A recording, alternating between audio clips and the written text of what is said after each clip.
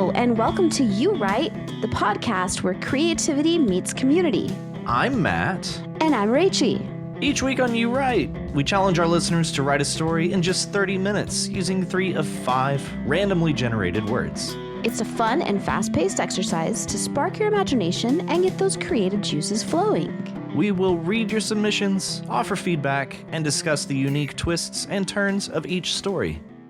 Whether you're an aspiring author or just love a good tale, You Write is your place to explore the endless possibilities of storytelling. So grab your collection of various photographs and things. Mm-hmm. They could be themed. Mm-hmm. Put them into your favorite mosaic software. Ooh. And let's dive into this week's stories. And remember, the only limit is your imagination and 30 minutes. Let's see what you got. Yeah. How you doing? I'm doing great now that I'm off work. Yes. It's fantastic. Ugh, same. Yes. Sitting here is so wonderful. I'm just loving it. It's just such a vibe. That's exactly what I was going to say. It's a vibe. Vibing. We're vibing. Yep. How about you? Quite well. Yes. Yeah. Yeah, we were just discussing, I moved that 3D printer out of my office and I feel so much better. Oh yeah. Yeah. Life is so much calmer. Mm-hmm. I was just so distracted with that silly thing. Yeah. It sounds very distracting. Yeah. Mm-hmm. It sounds and looks very distracting. It is very distracting. All day. But yeah, so it's been good. Okay, that's great. I'm really happy to hear that. Thank you. Yeah. Thank you. I'm happy. Great. I'm happy that you're happy to have been moved. Are you happy to have been a part of the post 3D printer experience? Yeah. I'm happy that it is post 3D printer experience in my office. So you feel blessed to have been and to still be, to have been being. You feel blessed to have been even being. Looking forward to having not a 3D printer in my office. Yeah, of course. Yeah. That's one I really like to go over perfects with my students. Uh-huh. And it really blows their mind whenever I get to the future perfect progressive, will have been being. There's just so much going on there. Yeah. Just so involved. Will have been being. Yes. And they don't believe me. A lot of them don't believe me at first that that's actually a thing because it just sounds so ridiculous.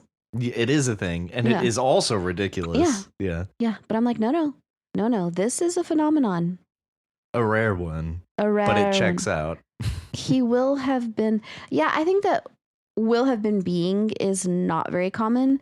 But I think that future perfect progressive, there are some that are like, well, he's able to retire when he's 66. And by that time, he will have been doing that job, will have been teaching for... Will have been teaching. Yes. Yeah. Yeah. Yes. Yes. Yeah, quite. Yes. It's a thing. It's an actual vibe. It's a perfect vibe. A future perfect. Yeah. Future perfect progressive. How progressive of it. I know, right? Wow. Good for it. Mm-hmm. That's what I had said. Well, did you see all our stories? I did.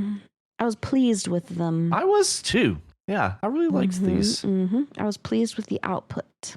All right, so we have chosen for this week's selected story to read The Travelers by RichiePozier.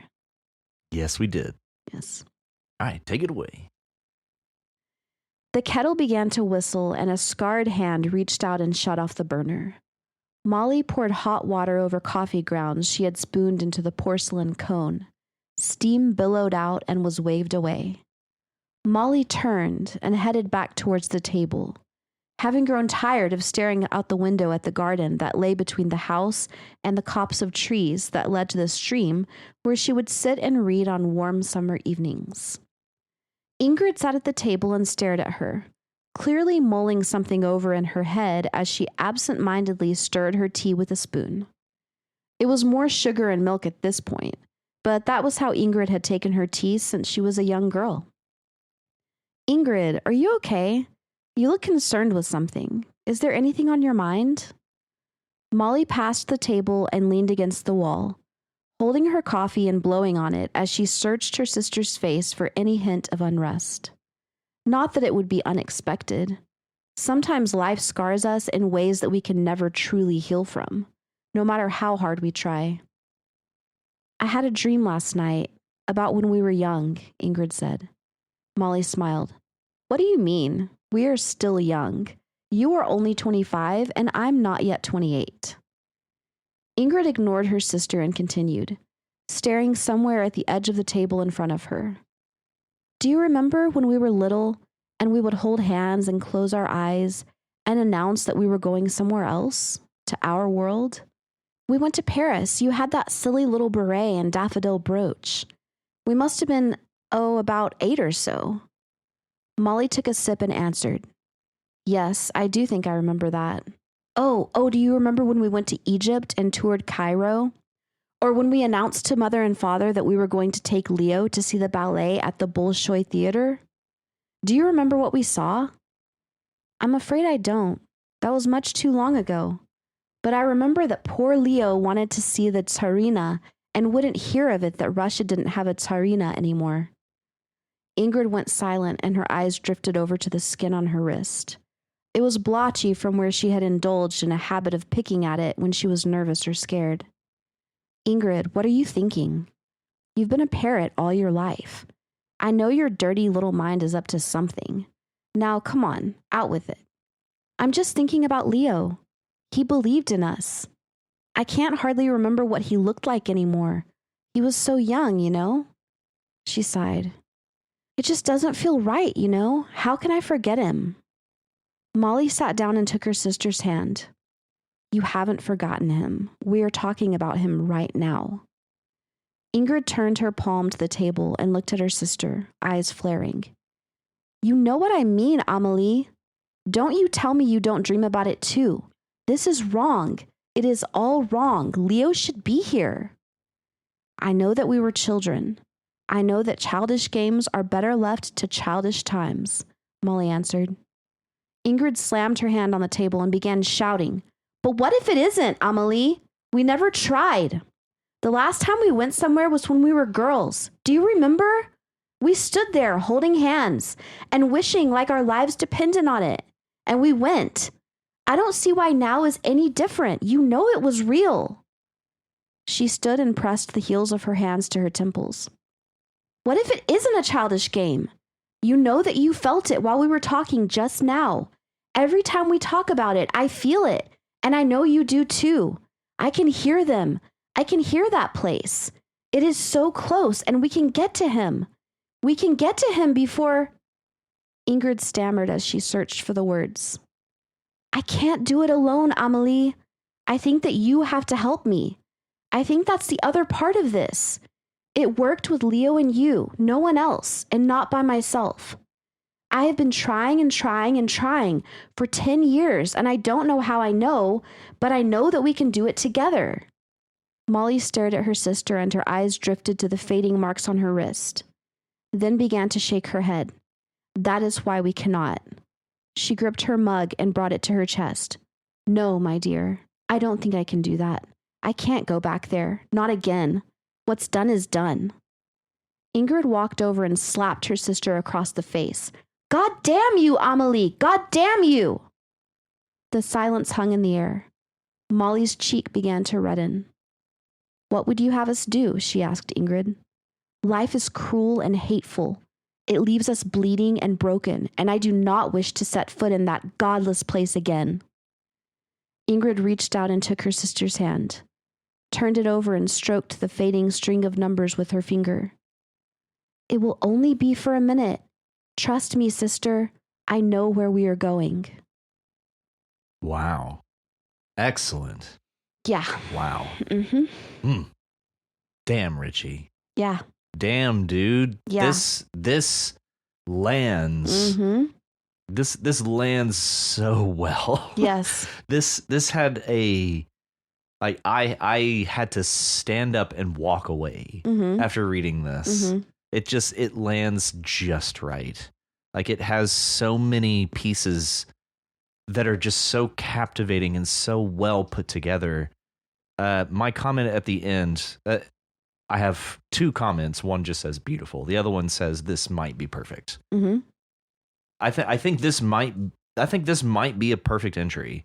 Like the way it works, the way it moves us through, the way it gets us started, the way we have these interactions between these two characters, what they're saying, what we're setting up with these characters, the implications of what they're talking about, and considering the prompt, this is very powerful. This is very well done. I very much like this. I completely concur. I read this and I was just like, wow. Like the story, you know, the implications, the allusions is very, very moving. And then whenever you add that like supernatural aspect to it. Yes. It's just like, fuck, this is a story that would be only heartbreaking. But then whenever you add the supernatural aspect, it has this like intrigue. Yeah. As well. Has this kind of hope to balance out the horror of what is being implied. Yes. Yeah. I absolutely loved this. And I have to say, I was very impressed. I'm going to take us right back to the beginning at the top. This sentence right here, third sentence that gets us started. Molly turned and headed back toward the table, having grown tired of staring out the window at the garden that lay between the house and the copse of trees that led to the stream where she would sit and read on warm summer evenings. Richie, you are very adept at descriptions, but this one in particular, I don't know why it stood out as so rich, but I think it's because we are following Molly up to this point, and just the tea and everything, it's all very intimate. And then Molly turns her heads toward a table, and then we I guess we kind of ruminate on what's out the window. So we go from this very intimate setting and we just slowly balloon it out all the way to this copse of trees and the stream beyond where she would read, all inside of a single sentence. The way you're able to just balloon that description out and keep us in a still very intimate setting. Yeah. It was very well done. It's beautifully written. I would like to contrast that with one of my favorite lines, which is the line exactly before that. And the beauty of that one is the opposite of ballooning out. It's the micro focus on these tiny details. Exactly. So when it's like Molly poured hot water over coffee grounds she had spooned into the porcelain cone, steam billowed out and was waved away. Whenever I read that, I was just like, wow, I love that attention to detail and just like the minutia of it, you know? I love that. Yeah. Something about this opening paragraph strikes me as genius. And hearing your description of that is kind of like zooming in on this small thing. And then we pull it back out and then we balloon all the way out to the stream that she reads by inside of 2 sentences. Wow, that's so effective. Yeah. What a great way to get us started. And not only that, but to get us rooted. And you set a tone with these descriptions. And that tone is really where the way that we begin is so cozy, so familiar. Yeah. It just feels so homely and comfortable and safe. Like you feel safe here. Yeah. And so that the way that you get us started and move us into these more what's the word? What kind of themes are we talking about? Uncertain, kind of dangerous. Yes. Kind of risky. So you're really contrasting. Yeah. Throughout the story where we are. I think that's so well done. Very, very exceptionally well done. I just love like I already said this, but the attention to minutia and just the little like. She turned her head. She looked back. She searched her sister's face. Like, all of those little details just like paint such a vivid picture. Yeah. And I loved reading this. And I was really just like, kind of like breath taken in that I was just like waiting, like what's going to happen next? What's going to happen next? You know? And it is an escalation just throughout. It's always this little bit of escalation. And we get these little tidbits of details about these characters, but it's never just outright explained. And I like that you mentioned like Molly smiled. Molly took a sip and answered. Like this is a very dialogue driven story with a lot of excellent descriptive work going along with it. Yeah. But the action of what's happening is still, it's all still present. Like just because it's dialogue only doesn't, or not only, but just because it's so much dialogue doesn't mean that there isn't action to accompany it. And it's all well carried out to the point that we can follow them in this space that you gave us, that you so eloquently described. Yeah. You know, this just made me realize there is an author who I'm editing for, and I have told him multiple times that he lacks, he doesn't spend enough time on characters and scenes, and they come out being kind of flat. Yeah. But I haven't really known how to like articulate that or like how to tell him to change it. But I honestly just realized that I think that I'm going to send this to him and be like, this is what your stuff is lacking. Like that description, the expressions, like the little movements, the things that seem so mundane, but really, really fill in a character. Yeah. You know, and make them like 3-dimensional. Yeah. I think that you do that really, really well, Richie. Yeah. They feel very human. Yeah. Yeah, it's easy to overlook the your word minutia of interactions, just day-to-day interactions. And it's more, it's all subtleties, but those subtleties clue us into that character.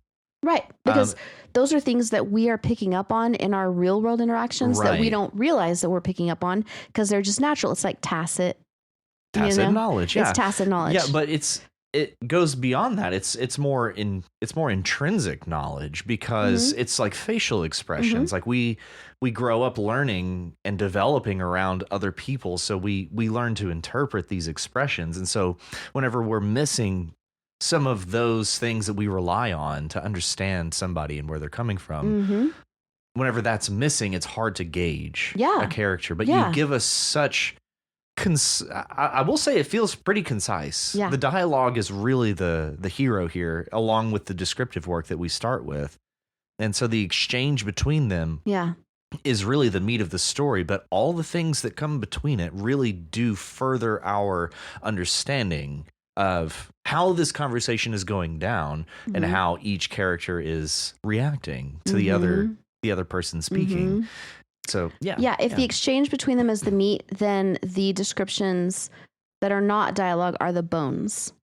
So that's an excellent way to say it. Because without the descriptions, it all falls apart. Yeah, it all falls apart. It's like, but who are these people? Like what, you know, it's just necessary to hold the meat together. Yeah, absolutely. You know? Yeah. Excellent metaphor because that's because that's where we begin around these descriptions and getting us rooted. You're right. That is where we must start, and that is structurally very important. I feel like you could almost use this as I hate using this, especially when it comes to creative writing, a template of how to effectively do dialogue, just like between two people, like a one-on-one setting. It's like first you got to get I'm not just going to run through it, but I do think that this has potential to just be like, this is just good writing. There's a lot of lessons to be learned from just this entry as far as its structure, the descriptions, the direction. Just, I think you did a very admirable job. I concur. One I aspire to, frankly. Same. Yeah. Same. I'm like, okay, I'm going to definitely take some notes from your playbook and apply this to my future writing with the detail. Yeah. Nearing the end, Ingrid walked over and slapped her sister across the face. That was jarring. That was a very jarring reaction. Because they've been just so amicable. I mean, granted, like she slaps the table, like she's clearly upset, but it never struck me as being upset with her sister. And so whenever we do get that literal physical violence, it's very striking. It's very jarring. Yeah. And I think it had the effect that you wanted it to. Because it could very easily just be like, you could have that same effect in dialogue, like through something that she says. It could be cruel, it could be cutting, but instead it's a hand to the face. Yeah. And so it felt very tight to do it that way. It seems like it maybe even just like a time saver, like just saving time for you and your reader. It's like, this is how she feels. She's going to slap her sister right now because that's how she feels. She's not going to try and express that through words. She's just going to express it physically. So that is one of, I don't know how to say this, but I think that's an excellent use of physical expression in this story, where everything else is just expressing through words, I guess. Yeah. Man, it's just good on so many levels and so thought-provoking and so inspiring. Yes. We haven't even touched on the theme itself. And so I didn't realize where we were going with this or what we were talking about until towards the very end, where it's just like the second to last paragraph, the fading string of numbers. And then I was like, oh, okay, these are like survivors of the Holocaust. Yes. You know? Yeah. But they're young. Yeah, so it was a long time ago. Yeah. Yeah. That, or I think this is getting into Richie's comment, but I think they're like dimension hopping or time traveling, or like, I think they are in this scene, they are in their 20s. Right. And I want to say that I don't know. I don't want to read too far into like the mechanics of what's going on here, because that's not the point at the moment. But I feel like this could have just been in present day, and they are, could be. But if it is, they haven't been in present day for long, because they still talk like a long time ago. Right. Yeah. And that could be just like character dressing, like, because they are old beings. Right. Yeah. I mean, the way I saw it was they were still, the war had ended and they were still in their natural time after that, but they had traveled to different places on the time-space continuum while they were during the war, while they were either like holed up somewhere or in concentration camps or whatever, that they had escaped their circumstances by doing that, but that they haven't done it since they were children. Because Amelie is like, no, that was the thing we did when we were kids. Right. So the way I see it, they're like post World War II, in their natural time, but they want to go back to get their brother.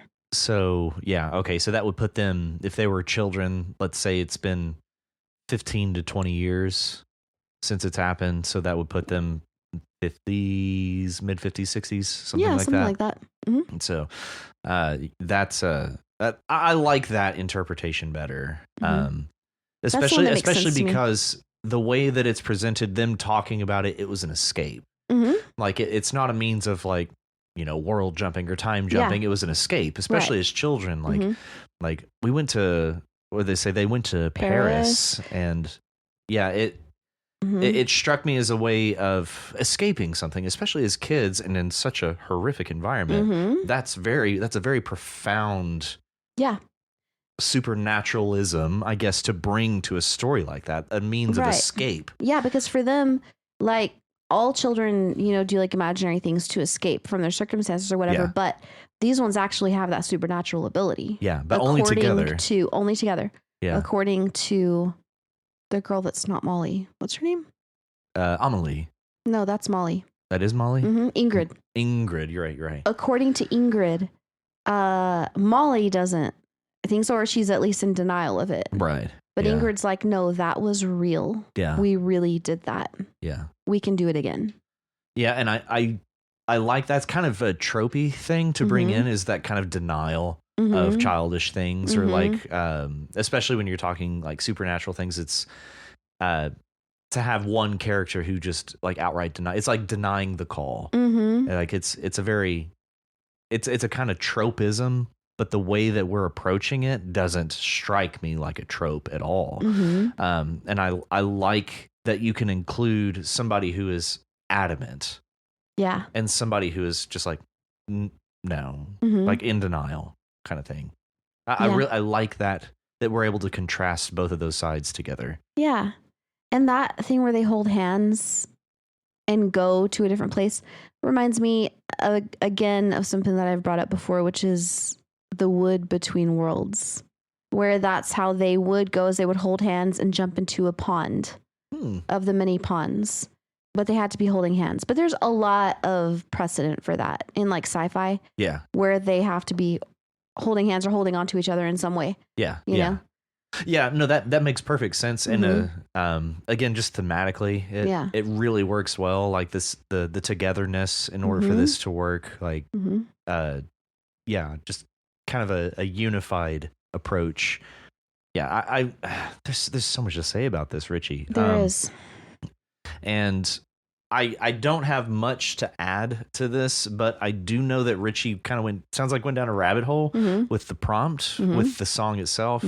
So we presented a cover of a Leonard Cohen song called "Who by Fire," and the inspiration for that is a prayer, I believe. I believe it's a Jewish prayer. I was like, it sounds Middle Eastern for sure. Yeah, and so that makes sense. I had, it was probably about a year ago.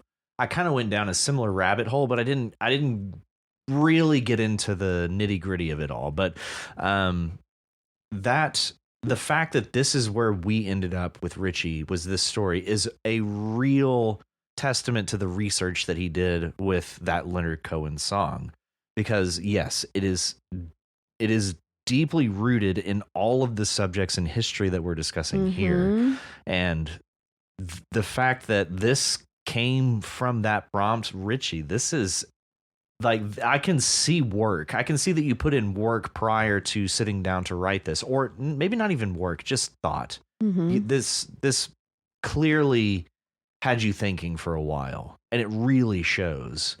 And I just want to thank you for really diving into the progenitor of the prompt, which was not the Glenn Hansard cover that we presented. You went to the source material and really dug into what the content was trying to say in the first place, and very well done.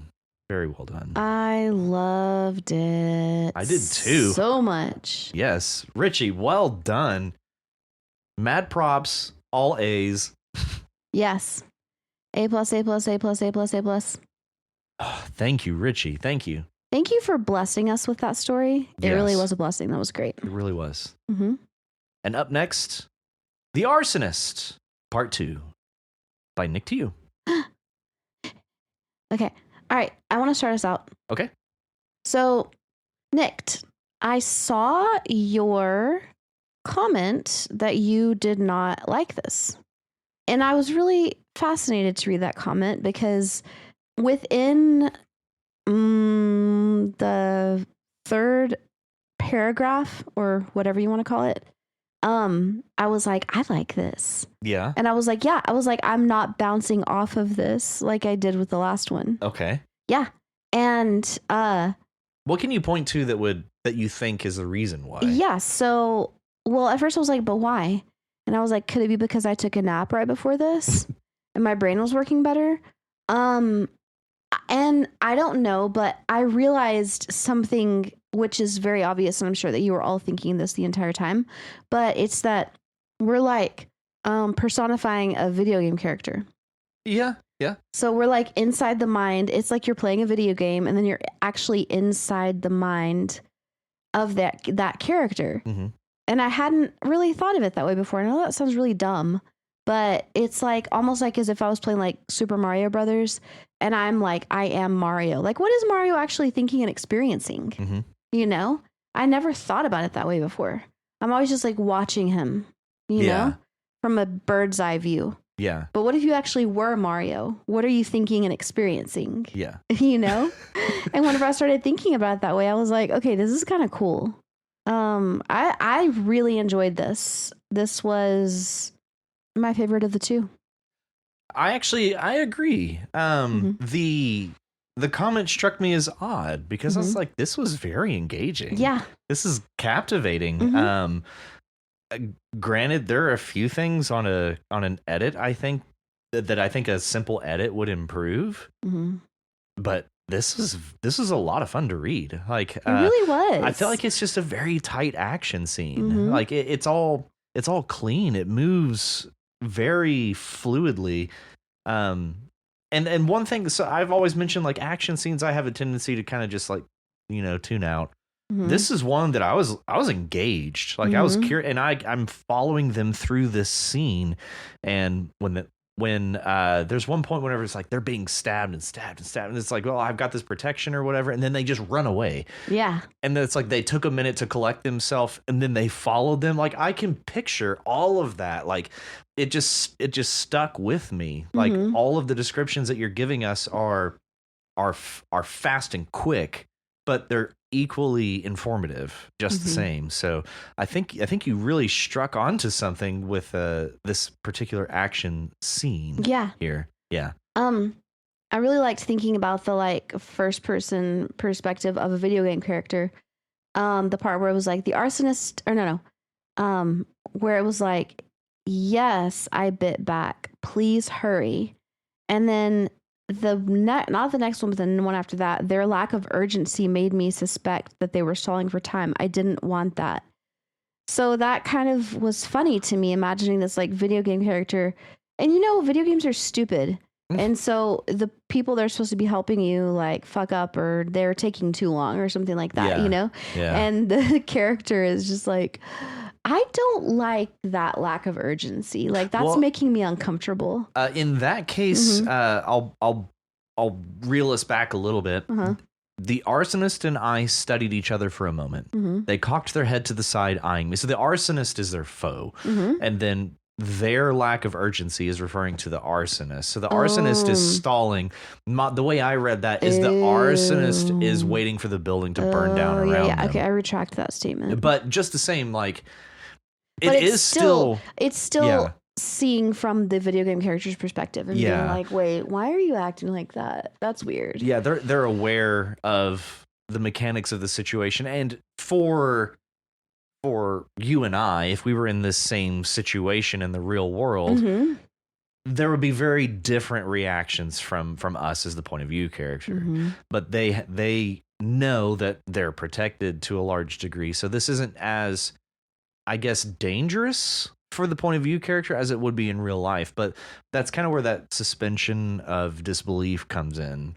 Is like we're still invested in this character, and we're invested to the point that we take all of this as real, I guess. And so it's another form of like fantasy writing or sci-fi writing in the way that I approach it. And you've Nick, you've just offered us a great instance of action in that kind of genre. But I'll be curious to see in this same storyline, in this same kind of arc, something that isn't leading to action or is action, I guess. So in this video game world, how do you do like these character interactions? Because that's another part of gaming, is you have choices based on what you say in video games in a lot of cases. And so those are the points in these stories that can really start to shine, because you're offering up choices, and how your character handles these interactions with other characters or, NPCs or what have you, can be really very interesting, I would say, in this format. Yeah, I really like this idea, to the extent that I almost want to write something like from a video game character's perspective, but I probably would not do that because I don't spend enough time playing video games. But whenever it's like where it says smoke obscured my vision more than I would have liked, but I could still make out what was once a pleasant family home in the haze. Drawings were hung on walls that I passed.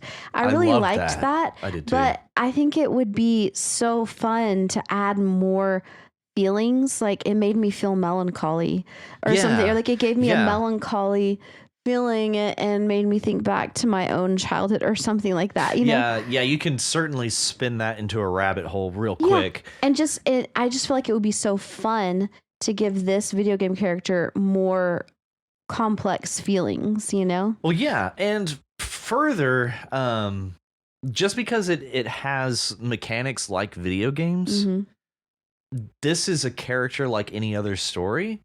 And so it's just their world happens to be this odd brand of, I'll just call it fantasy. Yeah. So it's like there are fantasy characters that we all love and adore. You know, you got Frodo, you got Bilbo, you got Gandalf. Like we love these guys. Yeah. And so it's very possible that just because it's a video game world doesn't mean that they are without backstory, that they're without the capability of being loved or being hated. And so how you bring in those elements of humanity into this video game-esque world can really make a big difference to your reader. Again, I go back, I'll be curious to see how you handle, like, if this is a world where they have dialogue selection. It's like, oh, I have option A, B, and C for dialogue. It's like, I was just asked, it's like, well, what are you going to do? It's like, well, I'm going to kill him. It's like, well, I'm going to save him. Well, I'm going to do nothing. It's like, if we as the reader are able to view into these characters and their selection, their dialogue options, and if it's controlled, that would be fascinating. Yeah. Otherwise, I'm kind of going space brain here, but I just think that as a lit RPG entry here, it continues to be very intriguing for me. So I'm just fascinated to see what angles you plan on taking with it. I'm playing a new game, by the way, called Death Stranding. For those of you out there who have played it, you know. The premise of the game. IYK. The premise of the game is you are a delivery person, and your job is to drop packages from A to B. It's post-apocalyptic. There's a supernatural element to it. I won't get into too much of the details, but it is beautifully rendered.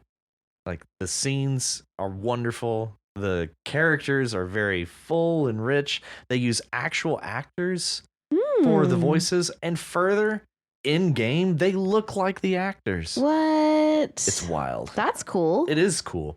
And further, in video games, you have an inventory, and usually you can just carry however much you want. In this game, there is a visual and physical representation of your inventory on your back at all times, because that's your job. You're a porter. You deliver stuff. Ooh, yeah. And so it's just, it is nuts. That's cool. I actually think you might like it. Really? The story is fascinating. What? Okay, that sounds like fun. It is fun. I liked it. I've been obsessed with that game for a while. I would like to get into a video game. I actually even thought about getting after playing y'all's whatever that thing is y'all have, where we do those games like Mario Party? Oh, like Party? A Nintendo? Yeah, I actually thought about getting one. I was like, this was so fun that I should get one, but then I never did. That's probably the lowest barrier to entry is a Nintendo. Yeah. And that Switch has been fun. Yeah, I've enjoyed Switch, it. that's it. I thought about getting a Switch. I was like, this could be a fun hobby. It is a fun hobby. Yeah. It can be a huge time sink, but one that I always enjoy. Yeah, nice. Okay, so at the very end, the very, very last sentence, it didn't feel like a win watching the survivors cough and cry.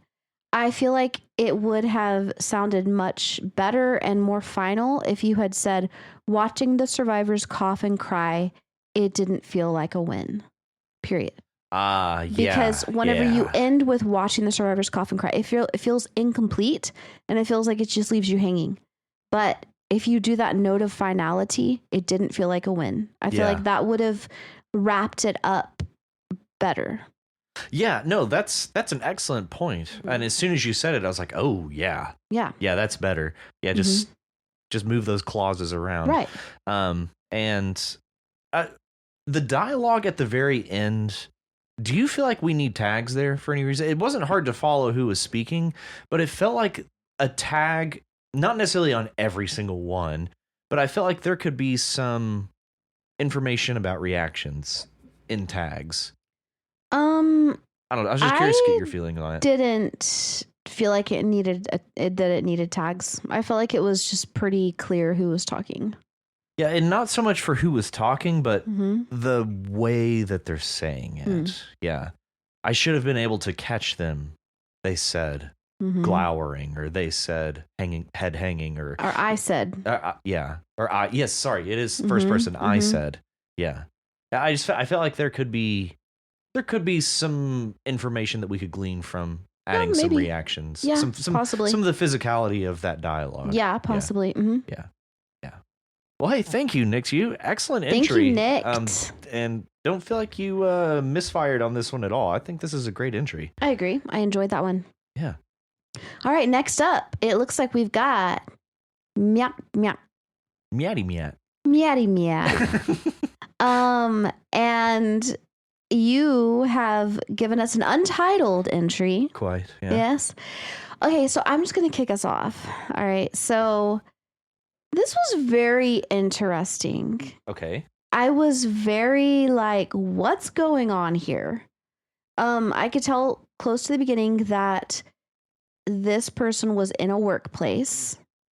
Okay, but I have to say that something that Walker said, I had the same experience. I was like, AI scowling. And as soon as I read that, I was like, damn you, sans serif font. If it was a serif font, we would have, it would be much more clear. No, yeah. Because, in the, whenever I was writing it, it was in software that was running just by default as Times. Yeah.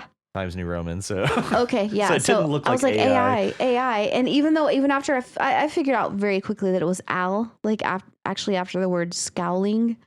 But I still, every time I saw Al, I kept thinking AI. Yeah. And it made it unnecessarily silly for me.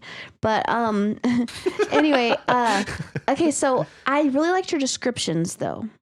I liked your descriptions, like, for example, where it said, Mom, a child of about 5 drawled, I wanted to go to McDonald's.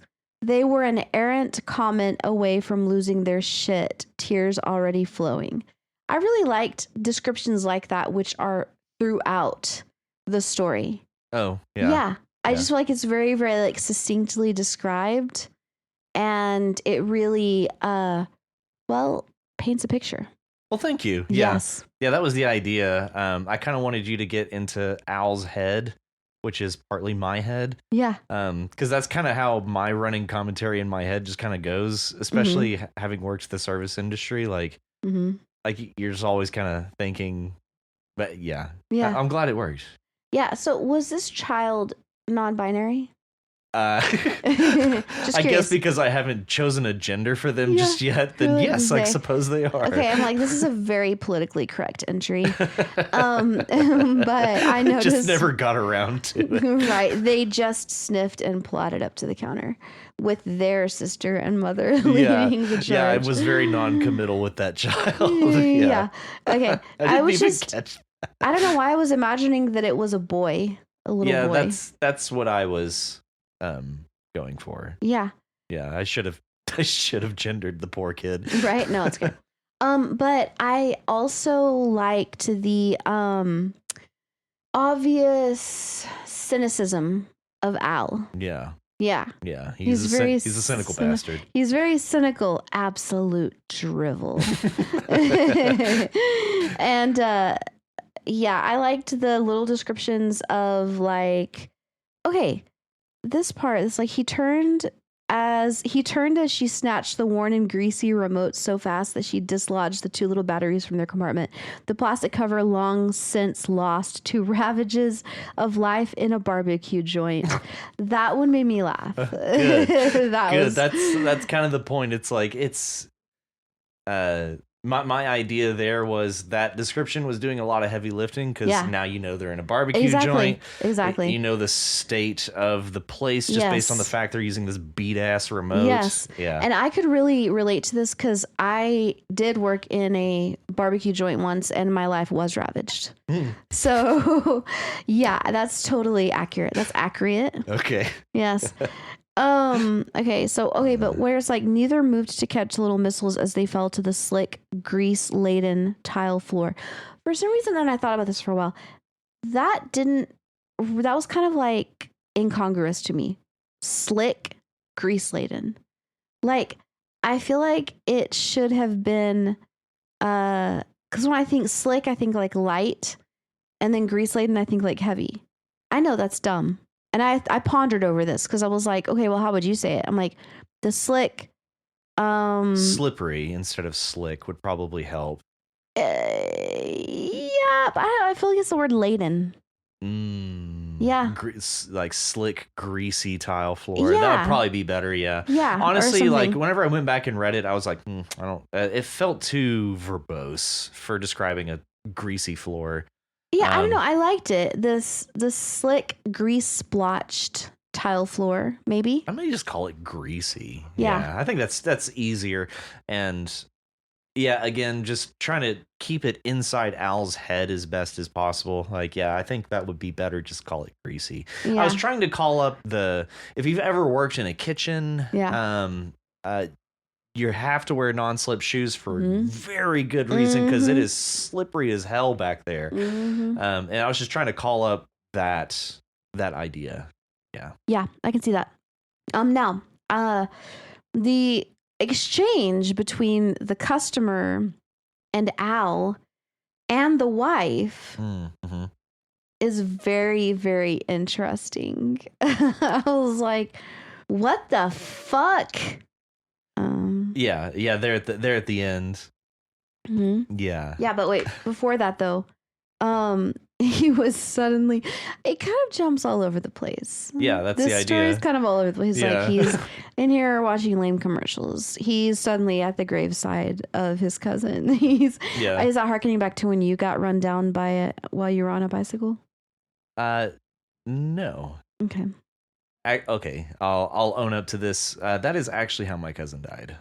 Yeah, so I gave Al that memory. Oh wow! From me, so I really, because whenever I hear that song, like it obviously has very heavy themes to it, and that is one of the worst things that has happened to anybody I know, and so that inevitably comes up. There's two songs that always come to mind around that event. So yeah, that actually did happen to my cousin. Wow. Some things were basically interpreted by me, but the forensic evidence was interpreted. I'll put it that way. I don't know that that's how it was found. Right. But just the same. Wow. Yeah. I had no idea. So yeah, it was. I'm trying to mix in how much a song can pull you to a moment, I guess, and how it can come out of nowhere. And so that was the idea behind him just having that moment. And he's again the cynicism coming up. Who by fire, by water, really? How about who by slip and fall, calling back to the greasy floor, right? And then by a drunk shit of a driver, and then he's there. Oh, okay. Like it can just come out of nowhere. That was kind of what I was going for. Okay, nice. I like too, but then it kind of takes a kind of a positive turn for a second, because when he's handing out the food and he's like, "And here's your turkey, little lady," Al hummed, the swish of the broom punctuating. And I'm like, okay, Al is not totally cynical all the time. He's got some he's got some people skills. He's got some optimism. Yeah. You know? But then things go south pretty quick. Yeah. Yeah, they do. Wow. Yeah. So I was boss. Oh, right. She was okay. I'm trying to find this one. Turn that shit off. And I don't know why I liked whenever I wrote it, turn that shit off, a woman said from the dining room. I liked that the way that wrote that. I like the way that I said that because it kind of is how you register something surprising. It's like someone. It's like you can kind of like follow someone, a woman apparently said. Yeah. Like I don't know. It just felt it felt natural to me. Yeah. Like, well, that did happen one time when we were working at Starbucks, and some customer was like, "Turn off that Mexican music." It wasn't Mexican, but it was music which was in Spanish. Right. We don't need none of that Mexican shit. Kind of reminded me of that. Yeah. That kind of thing does happen. Oh, yeah. Yeah, it absolutely does. Yeah. Yeah. And then Al's boss, who we later found out is his wife, is like, "Don't talk to me like that. I say what I mean and I meant what I said. Now turn it off." Can you imagine having the balls to approach a restaurant owner and be like, "I said." Yeah. Like, to me, this lady sounds unhinged. She sounds mentally unwell. That's possible. Yeah. Yeah. Yeah. That's kind of the idea. Like, you get all walks of life in a business that's open to the public, especially just serving barbecue, you know? So yeah, there's all kinds of people, but you don't get the luxury of their backstory working in a restaurant. You just get their reactions. Yeah. And so that's more or less what you get here is just as it comes. Right. You get people as they are, as they come. No, totally. But then you get another twist whenever the lady suddenly, who was just now screaming at the wife or the manager, starts defending her. And she's like, "Don't you dare take that from her. You don't tell her or me what to do." Like, what the fuck? Who is this asshole? Yeah, I know. She just came in and started like regulating on people. Yeah, and that's why Al bursts out laughing. He's like, "Do you hear it? Like, do you hear what you're saying?" Yeah. Like you literally just told her to turn it off, but like you can tell her, but I can't. Yeah. Right. So do you feel like that's like a realistic type of scenario, or is that kind of like far-fetched for you? Where the lady that was yelling at the other lady is suddenly defending her. With enough thought, I do think that's pretty unrealistic. I do think that people are pretty crazy. Yeah. Yeah. And they're capable of drawing such weird lines in the sand. Like, they're willing to die on such strange hills. So while it may be unlikely, I absolutely think that conversation could have happened in the world. I don't necessarily think that's an original idea by any stretch. That's true. Yeah. Because to me, it just seems like this customer just wants to pick a fight. She doesn't care who it's with. If it's with Al, if it's with his wife, she does not care. She's just like, somebody is going to incur my wrath right now. Yeah. You know? I don't know who it's going to be, but yeah. She's just like on a mission. Yeah. Yeah. Again, it's just like people want to die on the weirdest hills. And it's like you get them climbing that hill and there's no getting them off of it. Right. And so it's like once somebody's heavier quotes triggered, it's like there's no walking it back. And so it's just you got to deal with it. Like you've incurred the wrath, as you said. Yeah. Yeah. No, it just like takes me back to so many different crazy, insane customers at Starbucks. Oh yeah. We had so many. Not one particularly exactly like that, but all types of crazies. Yeah, there are a few that I could picture doing some shit like that. Oh, totally. Oh yeah. Sherry, for example. Oh, fuck Sherry. Fuck you, Sherry. Fuck you, Sherry. Sherry. Sunglasses big enough, Sherry. Seriously. Is your hair big enough, Sherry? That lady. Miss you, Sherry. Yeah, we love you, Sherry. Okay, but I love at the end where the lady's like, "You think this is funny?" And Ali's like, "You don't?" That was a great final line. That made me giggle. Awesome. Yeah, I love that. Like, how could you not think this is funny? Yeah. You know? I thought it was hilarious. Like, whenever I got to that point, because by this scene, I'll call it, whenever he starts sweeping and this crazy lady tells, by the time I got to this, I was just like, I had no plan. Yeah. Because again, my idea is like, I just want to occupy this restaurant with Al for a little bit. Right. and just kind of run through. I had a few points I wanted to hit. And by this point, I was out of points to hit, so I was just like, see what happens. Where are we going, Al? I like the focus on dialogue. Okay, awesome. Yeah, I really like that. I didn't want it to be too narrative. So no, yeah, I that like worked. that. And that also kind of inspires me, like for my next writing, just like not to do dialogue only, but just to do like, I don't know where it's going to go, but I'm just going to let the characters say whatever comes to mind and then just see where it goes. Yeah. You know? Yeah. I kind of like that strategy because you don't have to really like plan a whole lot. Yeah. You're just like, we're going to be here. We're going to be in this place and they're going to say shit and we're going to see what happens. Yeah. That's exactly how I approached this. Yeah. I had a few points that I wanted to land on. Basically, but the way that I got to those points was very fluid. Yeah. Where I went from those points was obviously very fluid. Yeah. But it's just like, I just wanted to, okay, so in my head, I have pictured, have you been to Mam's? Yeah. Mam's Thai. Mam's Thai, yeah. That's where this happened. Oh, okay, yeah. Yeah, this is in Mam's Thai restaurant. Nice. There's a kind TV. Of like a hole in the wall, yeah. Yeah, there's a TV on the wall behind the register, and that's the only sound in the whole place. So that was the place that I was occupying while I was writing this. And I like that. So yeah, that was the image in my head was a Thai restaurant. I turned it into a barbecue place. So. I'm gonna do that. I also think it's funny the idea of that song playing in a hole in the wall barbecue place. Well, that's why the TV felt kind of important because it was spurring the point that I wanted to land on at some point. Right. So that's why I have to address it right away. And so just out of the gate, like. Also, I knocked out all the words at the start. Did you see that? Yeah. No, wait, what? The first 3 lines, I managed to get out every word. Yes. Yes. That was awesome.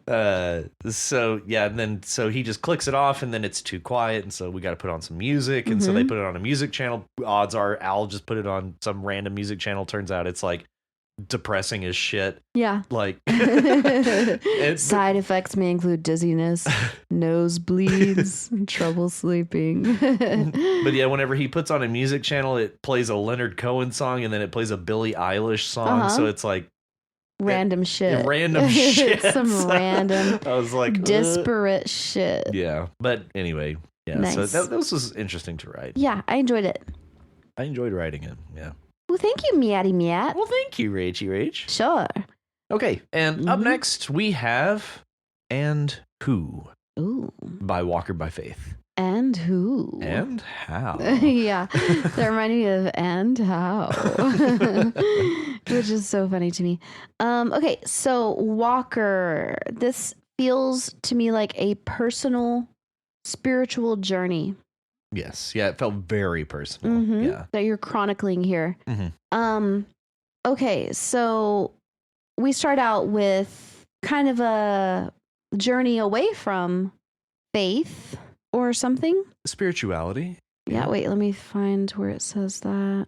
She set me free of the restrictions of youth by serving as my partner and guide and detaching from the prohibitive regulations based on long dead teachings of a man that would bleed and hang and change the world and condemn anyone not on board with the plan. Okay, this is a very interesting sentence because it is very interesting because it's like a sandwich to me. It starts out, well, we realize by the end of the sentence you're talking about Jesus. It starts out at the beginning of almost like negative about Jesus. She set me free of the restrictions, and guide in detaching from the prohibitive regulations based on long dead teachings. That part is to me a negative about Jesus. Yeah.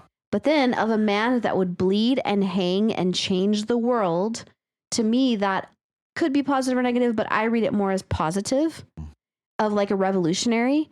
But then you end it and condemn anyone not on board with the plan with a negative. Okay. So it's like this sandwich about Jesus.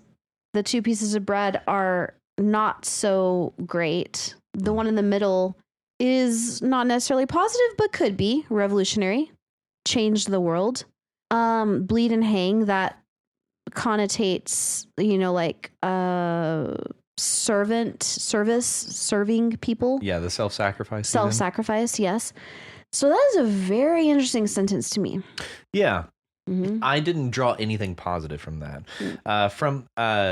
It's interesting you bring that up because that's one sentence that really struck me, especially getting started. She set me free of the restrictions of you. Okay. The positive part that you have was bleed and hang and change the world. Mm-hmm. So that is really the clue that gets us like, oh, Jesus. Yeah. Bleed and hang and change the world. It's like, okay, so yeah, we're talking about Jesus. And condemn anyone not on board with the plan. Mm-hmm. That's a very cynical outlook. Yeah. As an atheist looking at this, that's a very cynical outlook of who Jesus is. Was. The condemn anyone not on board with the plan doesn't strike me as something. It doesn't strike me as something that Jesus would say or think based on my understanding of the teachings. Yeah. So it feels very cynical. So that's our foothold into the story. This is where we begin. Right. Is heavily rooted in this cynicism. So, yes, and it strikes me very much as the interpretation of the first person. Yeah. You know? Yeah, exactly.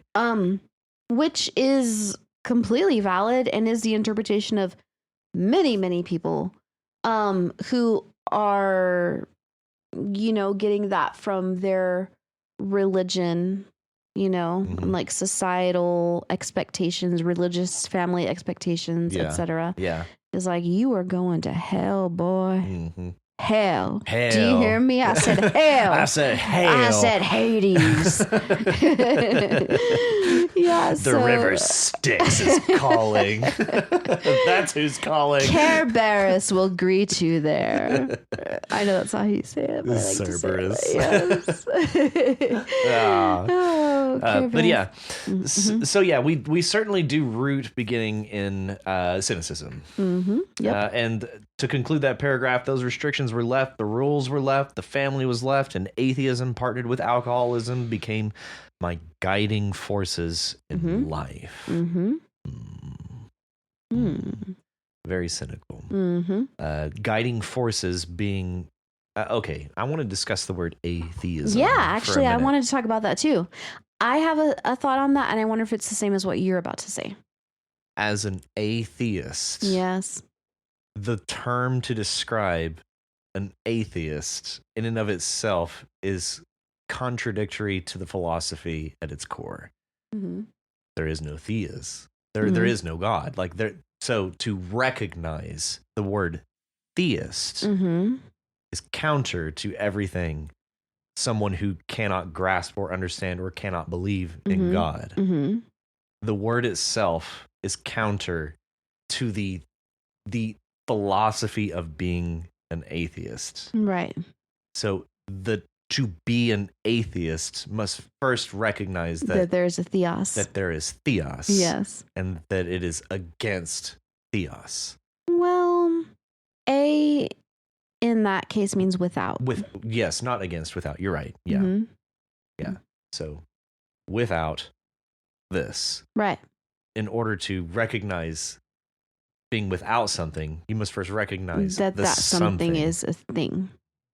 Yeah, that's all I have to say about the word atheism. That's true. That's a very good point. Very good point. And what did you have to say? Oh, not that. It's not the same. Actually, I was going to say something about a contradiction too, but not in the writing of Walker, but just in the concept of atheism. Okay. It's hard to say after what you just said, but if atheism is a belief in the absence of something, can it be a guiding force in life? Excellent point. So to me, that's kind of what I was grokking at. Yeah, it's like for that to guide you. Right. So to me, that makes me this interpretation of it, because I've heard the argument, is atheism a religion? And if it's a guiding force in life, then yes, it is. So in this sentence, atheism being a guiding force in life, then it could potentially meet the criteria of religion. Yeah, which goes entirely against itself. That's what I'm saying. Yeah, it's self-contradictory. It's a contradictory concept. Yeah, it's a not oxymoron, but it is a shit. What can't computers comprehend? They can't comprehend Algorithms. No, that's what they do. Damn it. Oh, sorry. Something that in and of itself is impossible, not a contradiction, not an oxymoron. Onomatopoeia. Not. No. Damn it. Sorry.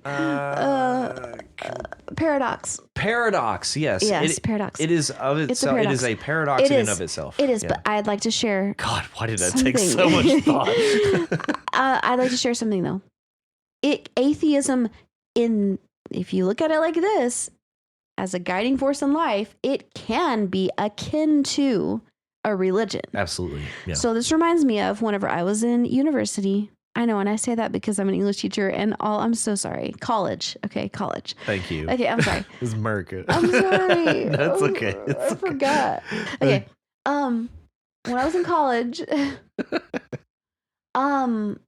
there were all these sororities, right? Mm. And I was like, fuck that. Fuck conformists. I am not going to be in a sorority. And I had a handful of friends who felt similarly to me. And one of them one day said, let's make an anti-sorority club. And I said, we can't do that because then we would be a sorority. We have to remain unaffiliated.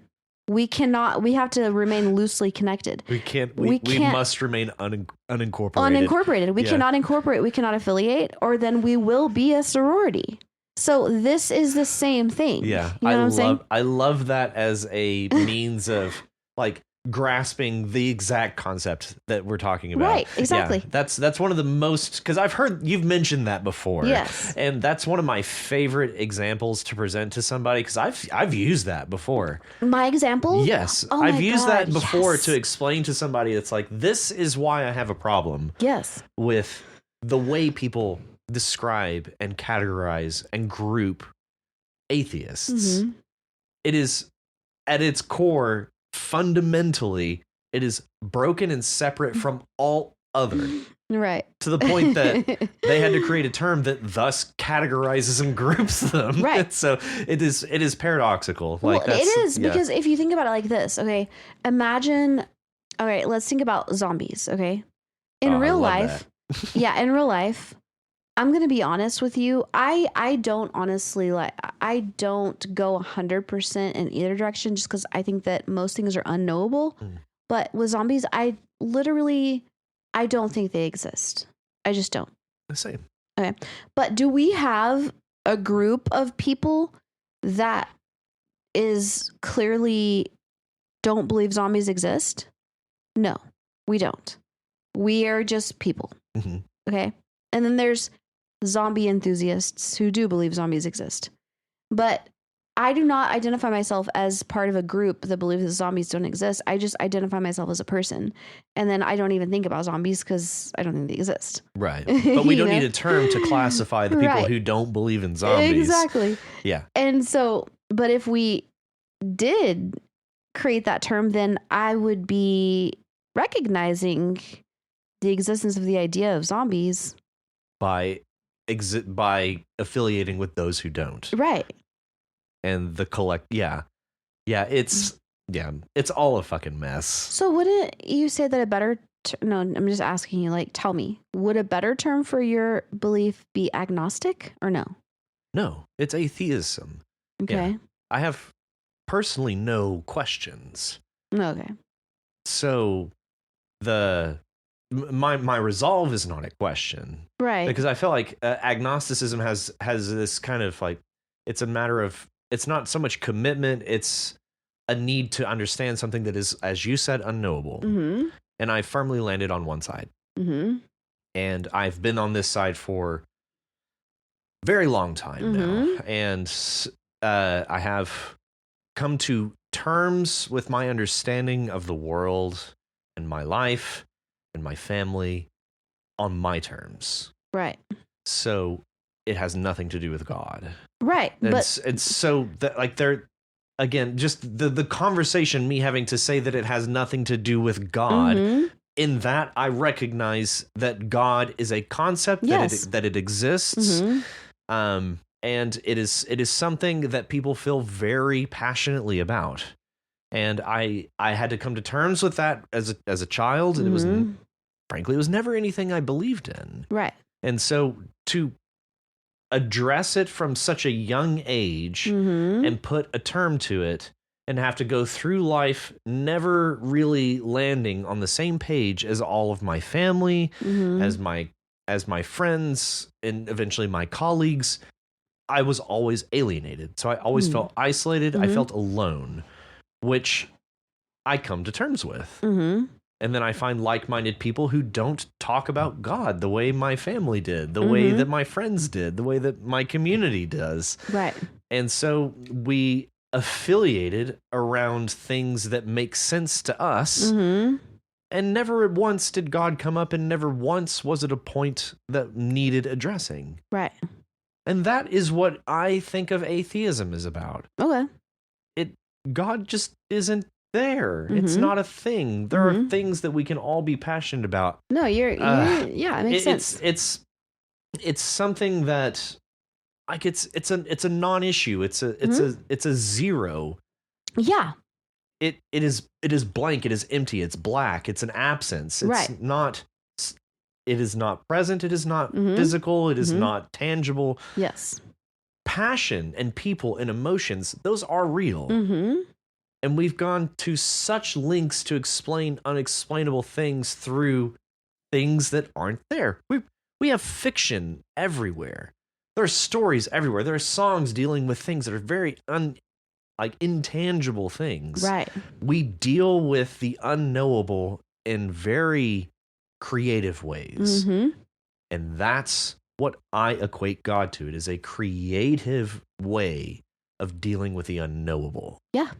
And it is something that has been in history for so long that to not acknowledge it is asinine. Right.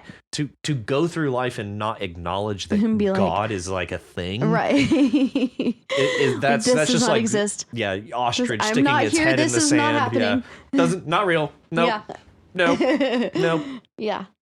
And so which is where I think the word atheist is important. Right. Okay. Yeah, to address history, essentially. Okay, yeah. No, that makes sense. And there's so many. Well, I used to teach a myth class at Texas Tech University, a classical myth, and it was. Bet that was fun. It wasn't. Oh, that no? was the one that Oh, I shit. lived with you whenever I was teaching that class. Oh, and that I was class. Wikipediaing shit. Yeah. Yeah. Oh, that was so stressful. I'm sorry. No, it's okay. Because I gained many skills, many amazing skills during that. Yes, you did. But it was a 5 days a week, 3 hours a day lecture. And it was as though the students had been pre-programmed to know that it was a lecture. I do not like teaching lectures. I like teaching discussions. And so teaching that, and what I mean by pre-program, I mean they wouldn't interact with me at all. Yeah. Be spoken to for an hour and then leave. That's 3 a lecture. hours. Holy shit. That's 3 a long ass lecture. Motherfucking hours. Holy shit. Every motherfucking day. That's summer school. That's a Lord of the Rings movie That's that you summer. have I to know. fill in. Oh yeah, every day. Oh God. Yeah. Do you see now why I resorted to Wikipedia? Yes, I do. Because I'm like, I'm running out of material do. here. Anyway, but a big part, or not, the beginning part of the semester was talking about why myth exists. And there's I don't know, 6 or 7 or 8 well-known reasons. And it's to explain the unexplainable. It's to create rules within society to make the society function. For example, the myth about if you don't get married, Hera, the goddess of marriage, is going to punish you and strike your ass down. Well, that's because they had to procreate, Yep. They had to procreate. They had to make babies, keep society. Yes, there's a societal imperative. And anyway, so what you were just saying reminded me of that, just reasons why these beliefs have existed for all of time, Right. And that's exactly right. That's the myths of the Greeks and Roman gods are no different than the than the God that so many believe in, to me. They live on equal footing. One has obviously more presence in my everyday life just because I'm surrounded by people who believe in God all the time, but they hold the same weight to me. They all live in myth. And myths are important for a lot of different reasons. Further, faith is very important, just the same. And the things that you hold faith in and the teachings that you hold faith in will dictate the choices that you have and or the choices that you make throughout your life. And so the teachings of God and the New Testament with Jesus are important lessons. And I have taken lessons from these things and I employ them in my life, but I take them for what they are. Or at least I take them for what they are to me, what they mean to me. Yeah. And so that's the lessons that are there and the teachings and the wisdom and the history. That is all very, very, very important. Yeah. And it must be preserved. But so should all other religions. Yes. And all other teachings. All of them are absolutely. important. Absolutely. None take precedent over another. Yeah. I'm going to go ahead and just shelve my soap. No, that was good. That was very good. And it's funny because while I was reading this, I was thinking about, well, like what you said reminded me of what I was thinking about, which is from us here in the United States, like a lot of people who are culturally open-minded and cool. Whenever we think about, okay, admit it. If you hear the call to prayer in Islam, it's beautiful. And it's haunting, and you're just like, that is so cool. Like, that is so exotic. Wow. Like, they're so, like, such a faithful people, and just, oh my God, you know? But then whenever you look around at the rednecks here, you're just like fucking losers, you know? But it's really funny because that's how they could look at themselves. Christianity here. Yeah. And they look at the people around them as fucking rednecks. Yeah. You know? Yeah. It's all that perspective. It's the exoticism. Exactly. Yeah. It's that it's exotic and you're like, oh man, so cool. But when you're actually in the middle of it, you're like, this, by the way, this is not cool. It's like, by the way, whenever I lived in Mongolia, hey. And in case y'all did not know, I used to live in Mongolia. Yeah. Which that's not how they say it at all. I know. Anyway, and okay, I don't know if I've said this before, and if I have, you can cut it out. Okay, but they have the Mongolians that hunt with golden eagles by horseback. Have I talked about this? Not on the show, episode? I don't think. But right. I've actually seen videos of that, and it's fascinating. No, I've seen it in real life. It's beautiful. It's an amazing. See, okay, everybody take note of the way that Matt is talking right now. Okay.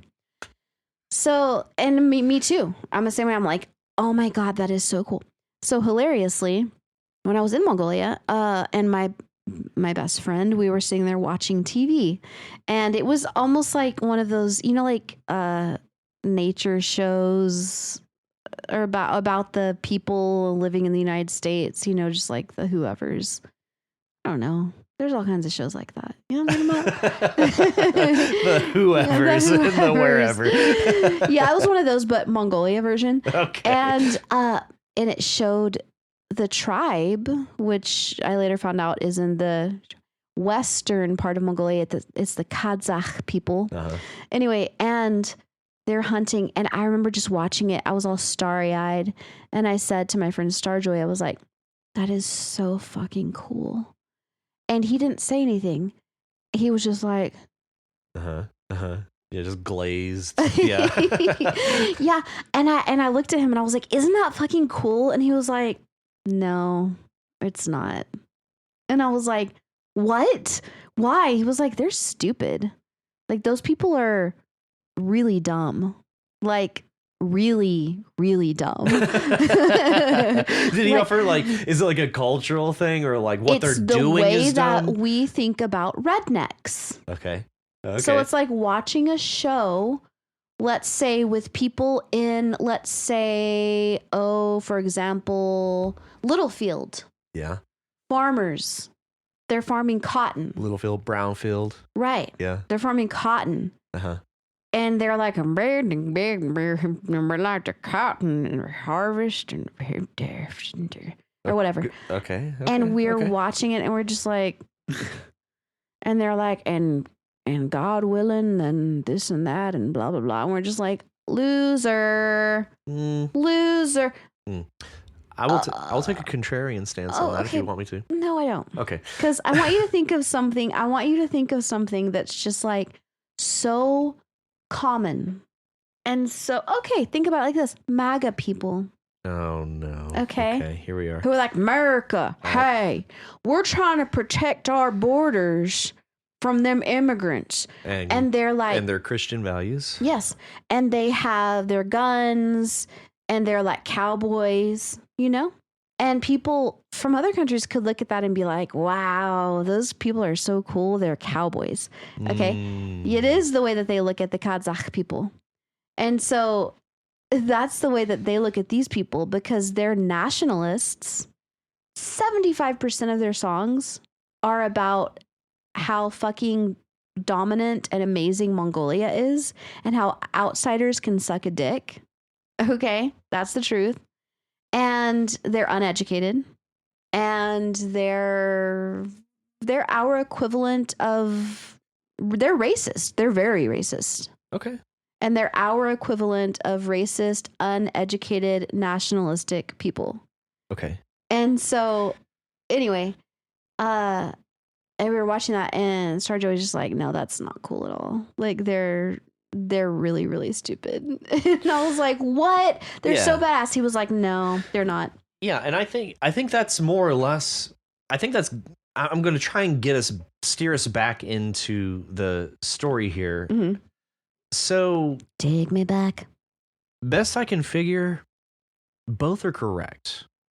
Neither person is wrong in that situation. One has more context for the individual and the person and the community.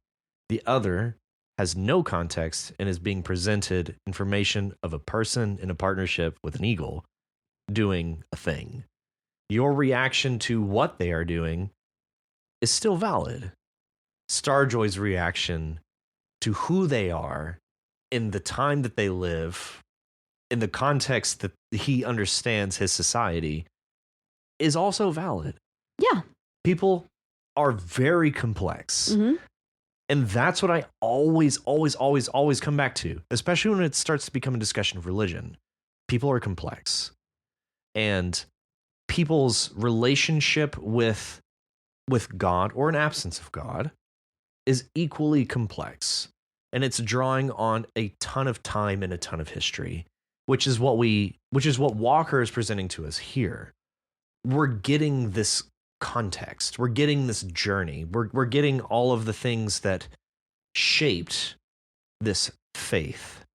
And it began as a falling from grace, if I can use that, falling from faith, and then trekking through life, through context, through content, through people, through relationships, through mistakes and choices to arrive back at not where they began, but at what was presented to them in the first place, with a greater understanding, with greater context.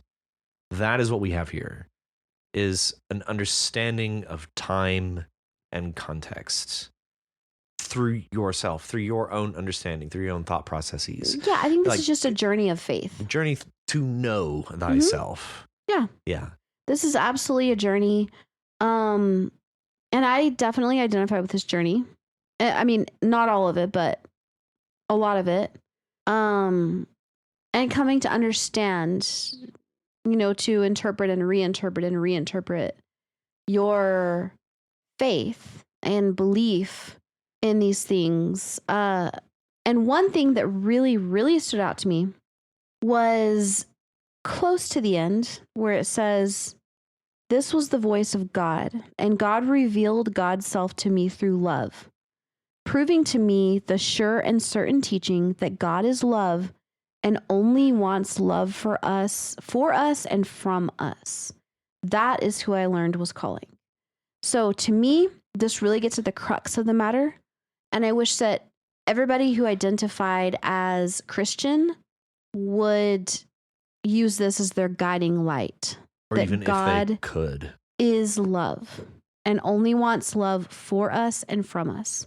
If that's And I feel all like- if that's all that Christianity was teaching, was touting, then I would probably be Christian. And that's what Jesus said. He said, you will know they are Christians by their love, period. And so if these people who are like, America, Christianity, and fuck them immigrants would actually have a brain and read the words of Jesus, who they purport to be followers of, and how Jesus said, you will know they are Christians by their love. That would just, I think it would make the world a better place. I would agree. I would agree entirely. Yeah. So much of my understanding of Christianity growing up is self-serving. And that was a big hang up for me. Yeah. So much of it is about the money you bring to the church, is about your commitment to things that aren't love, Right. to things that are demeaning, that are categorically confining. I don't Condemning? Condemning, yes. Categorically condemning based off of arbitrary things. And so much of that I didn't get from the sermons. You get it from being in the same building as these people. Yeah. And it was very strange growing up thinking that this is what I should aspire to be like. Yeah. It was very, very rough. And most of it always came down to be wealthy, be wealthy, be wealthy. I had a really hard time with that as a child. Yeah. And Understandably. to arrive at that, at what was being proposed to me as this is the way. You know, the Mandalorian, this is the way. This is the way. Praise Jesus. You know, go make money. Never landed. Yeah. Never landed. And this is basically where I want to leave us. Anything that has to do with religion, in my opinion, is so deeply personal that in the context of a story, it should almost always be different. Like, I don't feel like any two people approach religion the same. So whenever you're discussing it in a story, like if you have characters, so granted, this is Walker speaking to us. If you were to present the ideas of religion in a fictional setting, let's say, real world context, but fictional setting, I don't think any two people will give you the same outlook on religion. Because I think that it is so deeply and painfully personal for everybody that it will always be different from one person to the next, to the next, to the next. They may be that you may have two Christians, but hell, you just described and condemned some Christians just now, but you are Christian yourself. That is evidence and proof that people are so dramatically different. And that for us to think that religion could ever possibly be the same for any two people is a disservice to everyone, I feel like.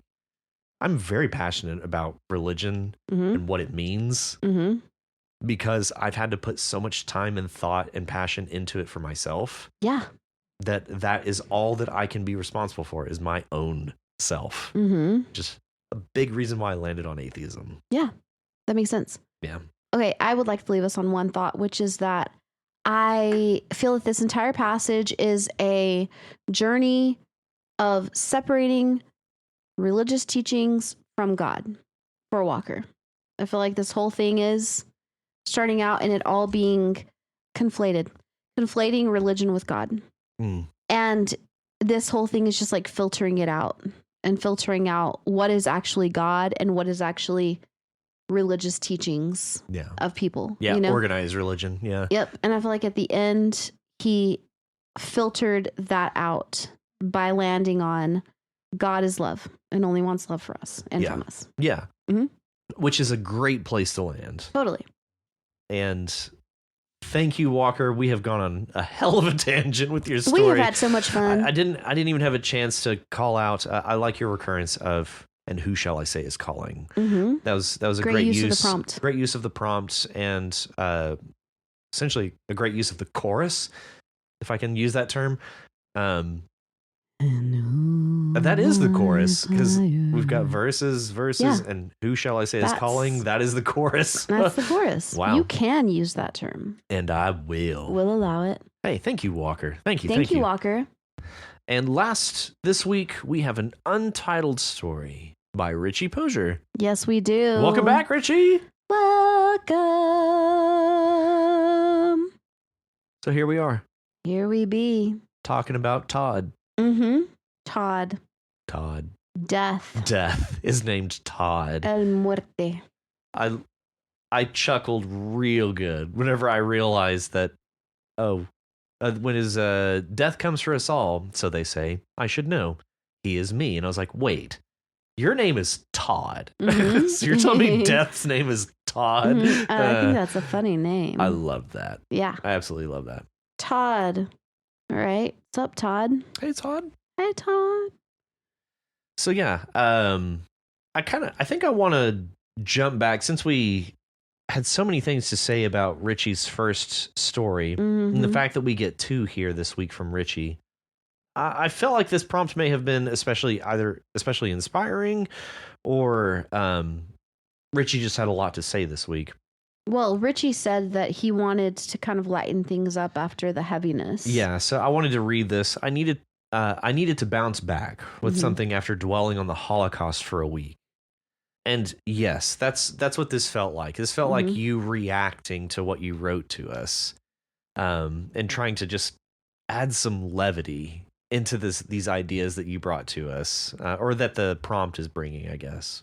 Mm-hmm. And so I want to say, first off, you nailed it out of the gate. I was Mhm. literally chuckling at the idea of Death being named Todd. Mhm. And yeah, that's basically where I wanted to land. Yeah, that was funny. So from a concept of you basing this off of the prompt, this is kind of the same idea that I had with mine. Is I personally, my story wanted to present this person, and then this person, and then this person, all through the perspective of my character. And so you took that, and so we're in the eyes of Death, and then we're going to take this person. Take Ancho King, for example. He expired while eating a steaming hot bowl of pho. King was well loved and missed by all. Then there was the curious case of Thomas Mellerman. We're just moving through these various instances, and it's like, and who? This guy. And then who? This guy. So I really liked the way that you utilized the prompts to draw in many different people very quickly. It's like you took the pacing of the song and ran with it from the eyes of Death. I thought that was very cool. Yeah. Oh, so hey, Richie, was one of your relatives really bisected? Sounds, based on the comment, that this... Well, yeah, but in the comment he said he referred to his yeah. grandpa. And I was like, but this is about his uncle, Billy Brune, who was bisected by two barreling streetcars. Did that really happen? I was thinking about my grandfather, and he went out on his terms in a really cosmically satisfying sort of way. Yeah. It does mention his grandfather whenever he's like, poor Billy's mother died of a broken heart, and her adopted son, Rich's grandfather, was sent away again. It turned out okay. He was taken in by the father of the woman who would become his wonderful wife. So his stepsister, I guess. Huh. I'm just curious because, like, getting bisected, I think is, I don't know, fairly uncommon as a way to die.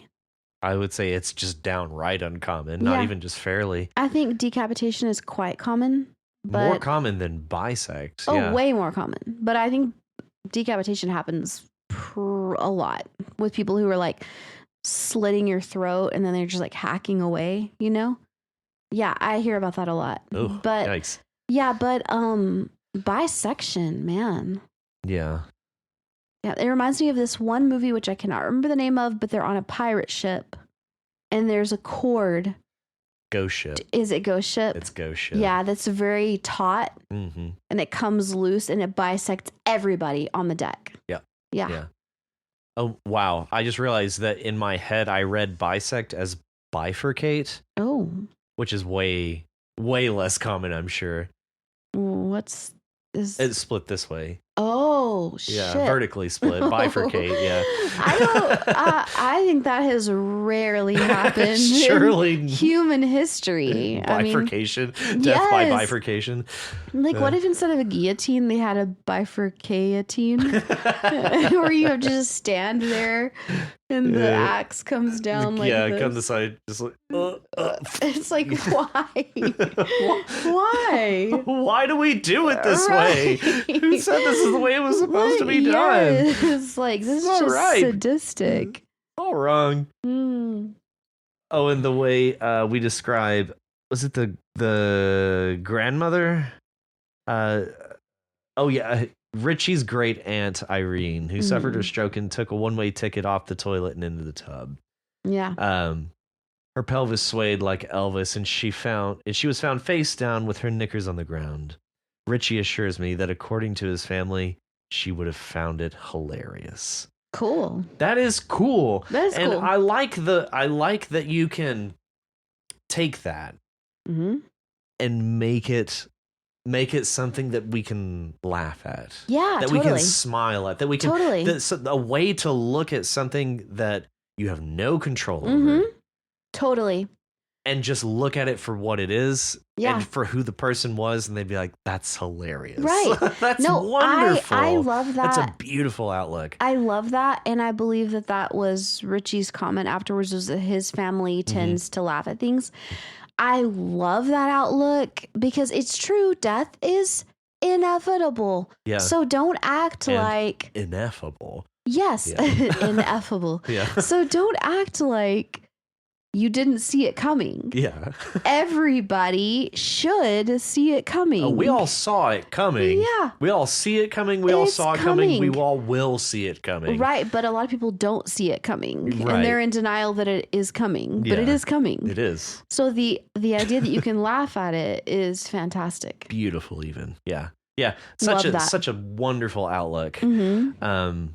And I love that you save it towards the end, Mhm. and that you self-insert yourself in here and your family. I think it's just a great inclusion. Yeah. Yeah. I really like this. And what a great way to leave us on the podcast. Mm-hmm. Because if we come off of Walkers, this would have been a very different way for us to end this Yeah. story, because this is just a very simple and wholesome way Yeah. to look at these topics and themes. Mm-hmm. Thank you. Thank you, Richie. I like the shit out of it. I did too. Yeah. Yeah, if for no other reason, it just strikes a great tone on an It's a otherwise feel-good very story. very bleak topic. Yeah. Yeah, it's a feel-good story. Yeah. Mm-hmm. A way to feel good about something that you usually feel bad about. Right. Yeah. I want everybody to laugh their ass off when I die. Okay. Remember that. Make it funny. No, I'm going to try to. I'm going to really try to. All right. Yeah. Well, hey, thanks, Richie. Thanks, you. Richie. And that is all of our stories for this week. That's it. That's it. Okay. So thanks, Richie, again for being selected here today. Excellent work on that, as well as Nick, to you, myself, and Mhm. Walker. Thank you, guys. Thank you. And that moves us into Wait, let me guess. 46? 47. Oh. 47, Bo. Episode 47. Hey. And so for episode 47, we ask you guys. Wait, can I say it? We're going to do a new kind of prompt, which has not yet been done on this podcast. Or any other I podcast feel to it our probably knowledge. has. No one's done it. No, It's okay. brand new. All right, cool. It's never happened before. This was my idea, guys. We're going to do a scent prompt. So I know what you're thinking. That's impossible over the internet. You can't do a scent over the internet. but it actually is But possible. wait for it. So I want you to. Okay. I was about to say something wildly inappropriate, but I'm not going to. I want you to go outside and I want you to smell grass. And if there is no grass nearby for you to Then smell, go fucking find some. My God, there's got to be then grass. go on a somewhere. walk, damn it. Yeah, go on a fucking walk. There's going to be grass somewhere nearby. Okay, so you can, honestly, what I would recommend is first falling face first into the grass. And Please don't actually do that. We No, don't want please any do. injuries. please do. And maybe I'm not maybe responsible. carefully lie down and I want you to stand stock still in the grass uh-huh. and then fall like a plank until your face hits the grass. and then Inhale deeply. And then do that for a few minutes. And then pick a handful, take it into your notepad or your computer. Uh-huh. I want you to strap it to your face.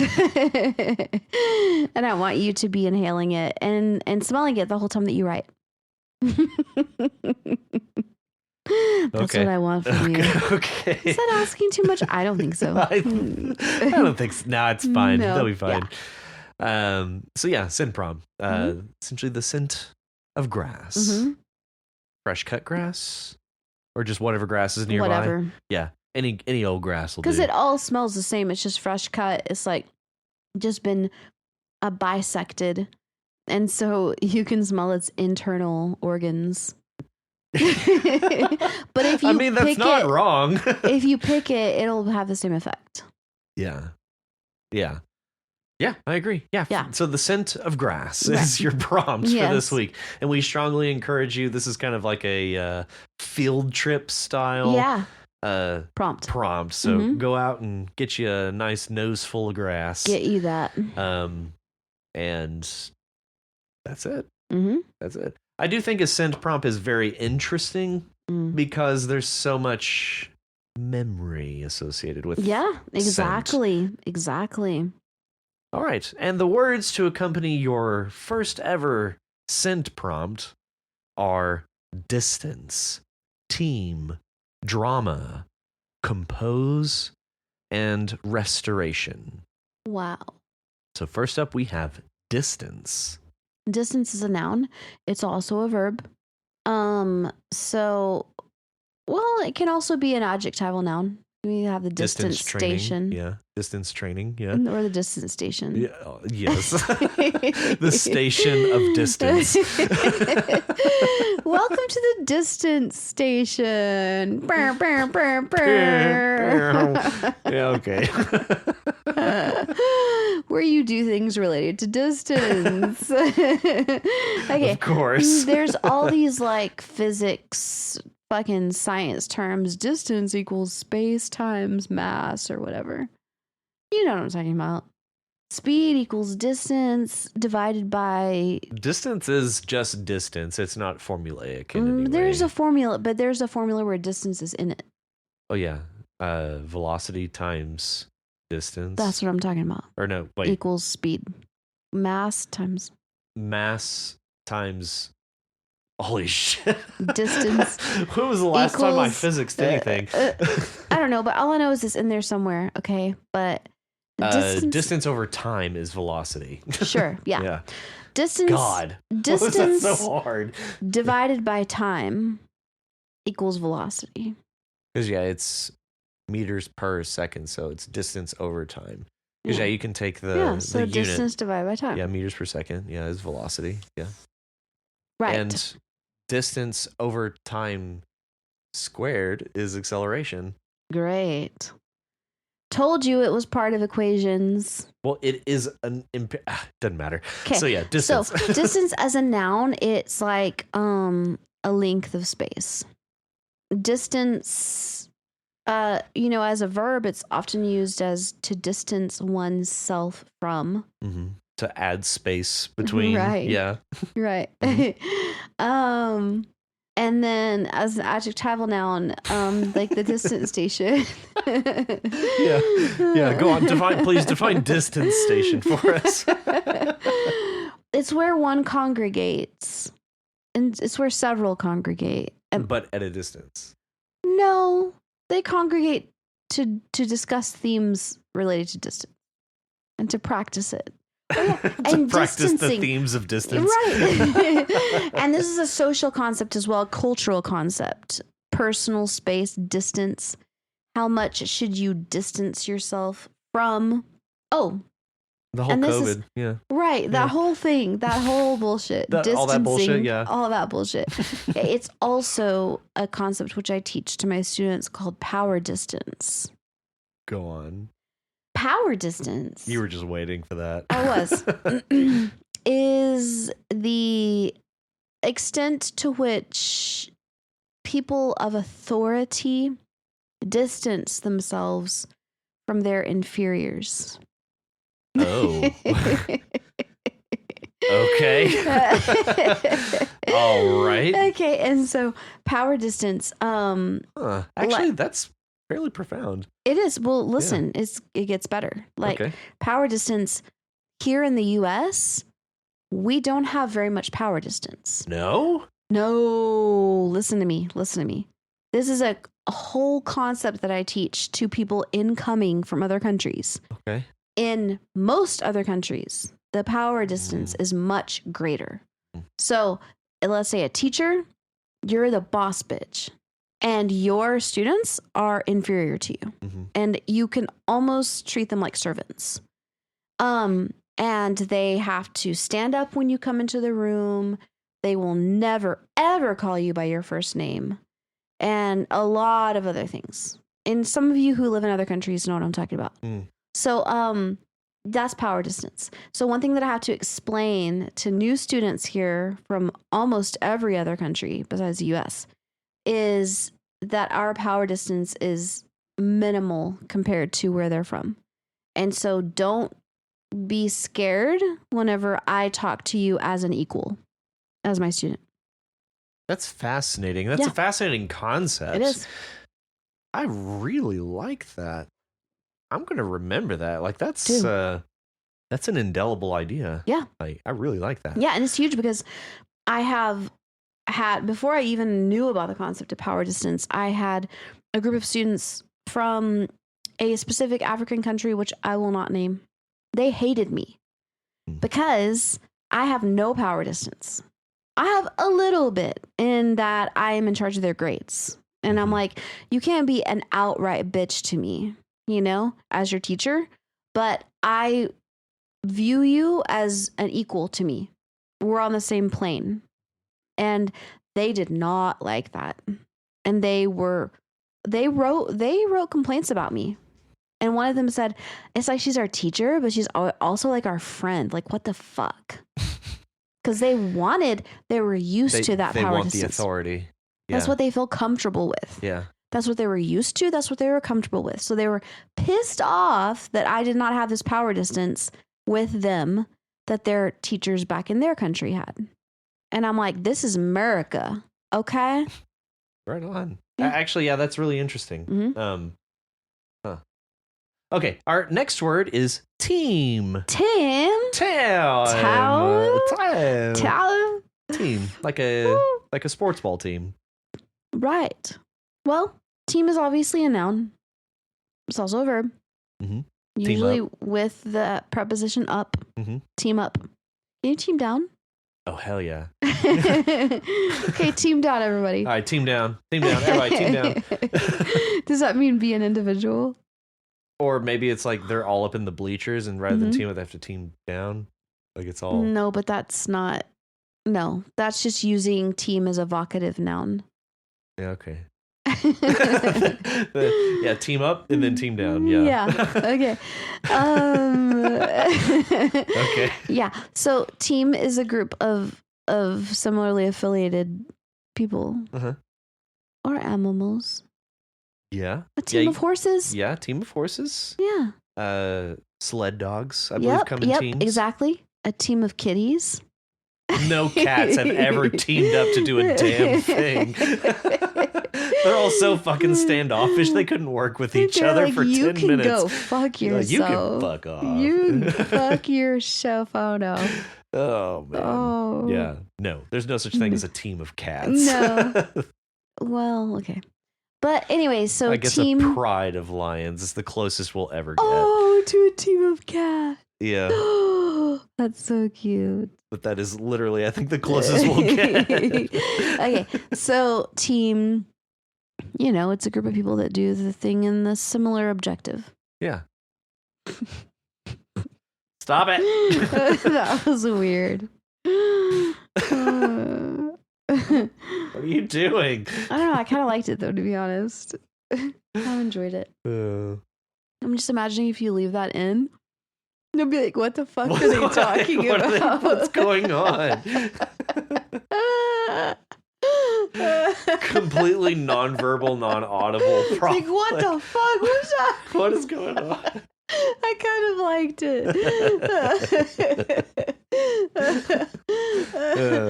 And they'll never know because we're never going to acknowledge it again. Tell them. All right, our next word right. is drama. How appropriate. Dreamy. Drama. Okay. Drama. Well, yeah. No, obviously, drama is dramatic. Dramatic AF, yeah. It's a noun and an adjectival noun. That's it. Yeah. Drama club. Drama team. And then just good old fashioned drama. Good old fashioned drama. So people drama, stirring up shit. That's drama. It is, but drama can also be the genre. Quite. I will tell you that it is from Greek. That makes sense. And it's a genre. Yeah. Very, very upsetting, worrisome. Yeah, it's different from tragedy, but only just. Yeah. It's right there. I feel like drama and tragedy as genres kind of commingle. I feel like drama could have a hopeful tone at the end. Okay. Whereas tragedy must end in death. It must, and not just death, but tragic death. Tragic death, devastation, hell type scenarios. Yeah. Yeah. Whereas Hades, drama, you can have, like, for example, The Notebook. That's a drama. Heartbreaking. My God, I will never watch that again. I hate that shit. I actually haven't seen it. Don't. Okay. Don't. I'm pretty sure I've said that before, and other people will be like, don't do it. Don't do it. Like, if you want to ever have a shred of optimism in your life. No, but that's the thing, is it's not pessimistic. It's just dramatic. So it just tears your heart out. Traumatic? Yeah, it is. How similar those were. Drama. Yeah. Are they rooted No. together? No, I didn't think so. No. It's just coincidence. Yes. Well, I can't say that for sure. Like, within Greek, no. But within, like, Proto-Indo-European, probably. Because T and D are the same letter. Only, D is voiced and T is not. Yeah. Of course, okay. Trauma has the AU. Right, yeah. And drama does not. But I don't know. They could be related in a faraway language. Okay. Next word. Compose. Compose. Oh, compose literally means put together. Yeah. Mm-hmm. We have wonderful writers composing all kinds of things every week. We do. And musicians. Also, yes. And you technically have composers, right. specifically relating to music and writing music. Yeah. Mm-hmm. Yeah. Compose also can be more like intangible, like compose yourself. Yeah. Put yourself together. Compose yourself to comport yourself.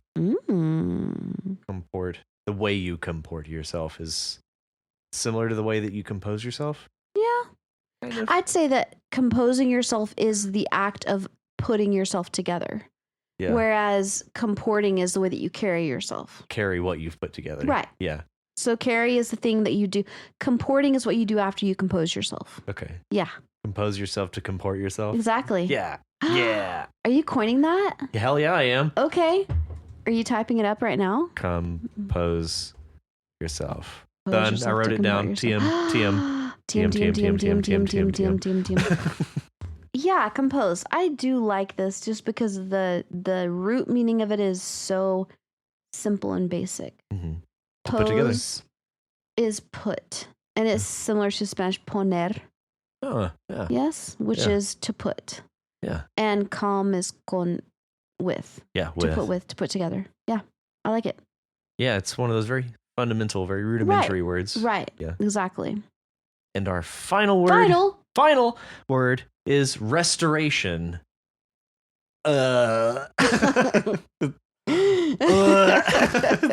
good. just blissed out.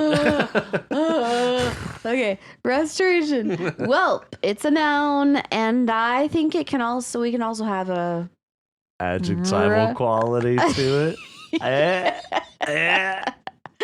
Welcome to the restoration station. Welcome. Welcome. Come on in, guys. This is the station where we restore stuff.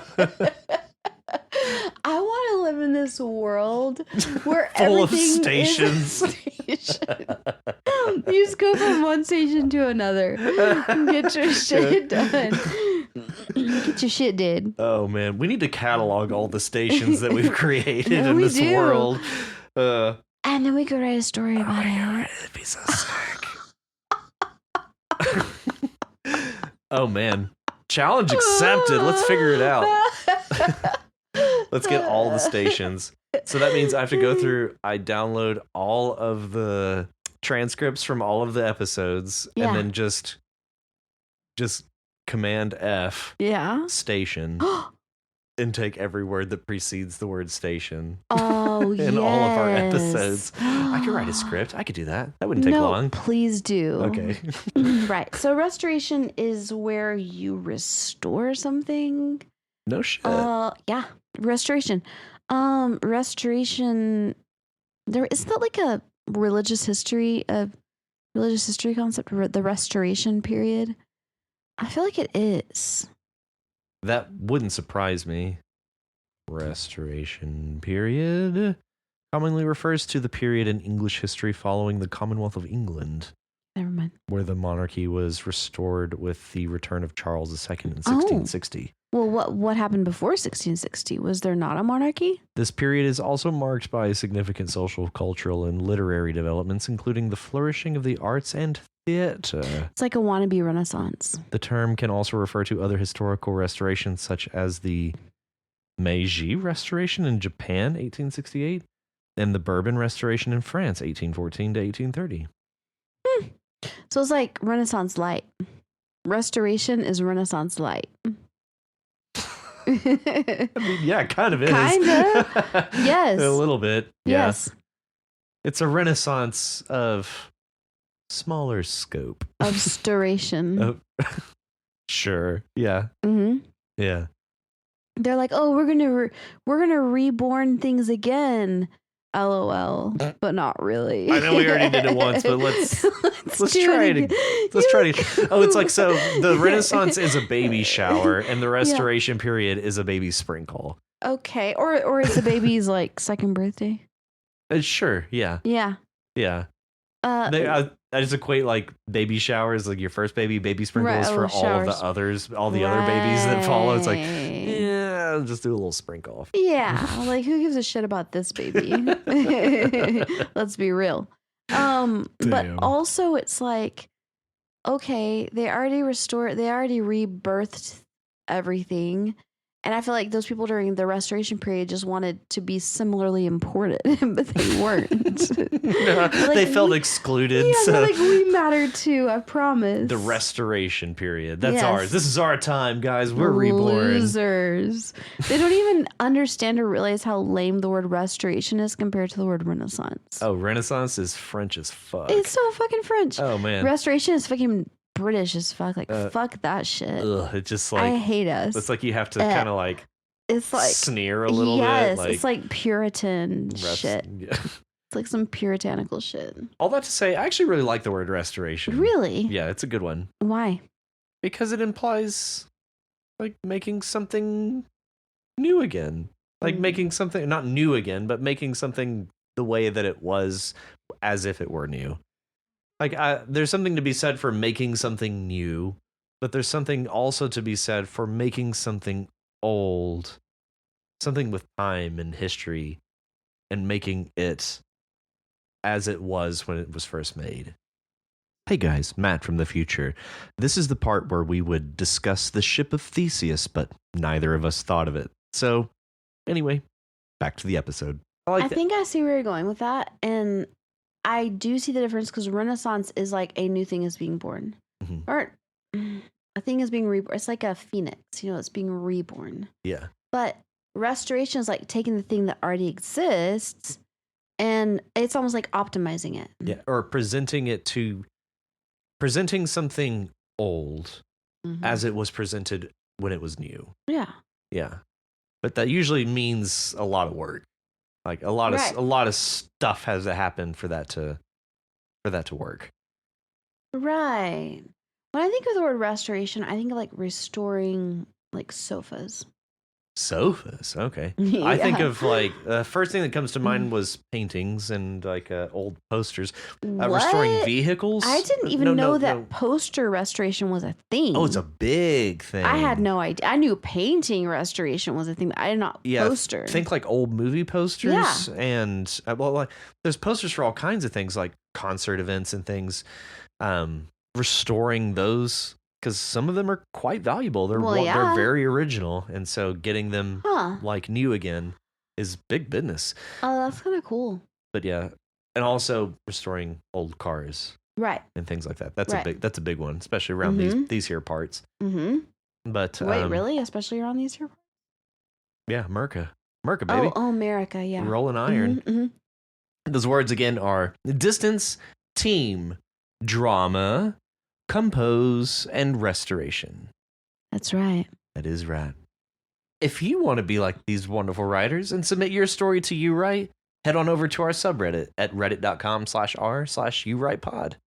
If you're unable to submit a story this week, that is fine. You can help out by reading and commenting on other people's stories. Each time you post a story or leave a comment on someone else's submission, you increase your chances of having your story read on the podcast.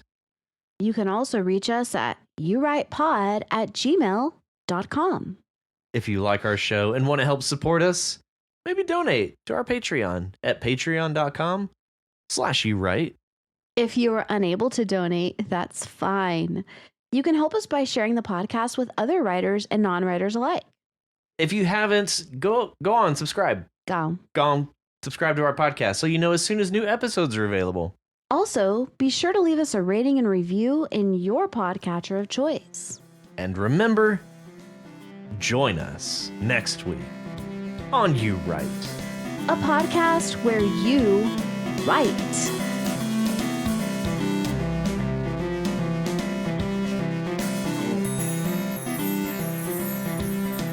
It's been 7 hours and 15 days. See y'all next week. Since you took your love away. I go out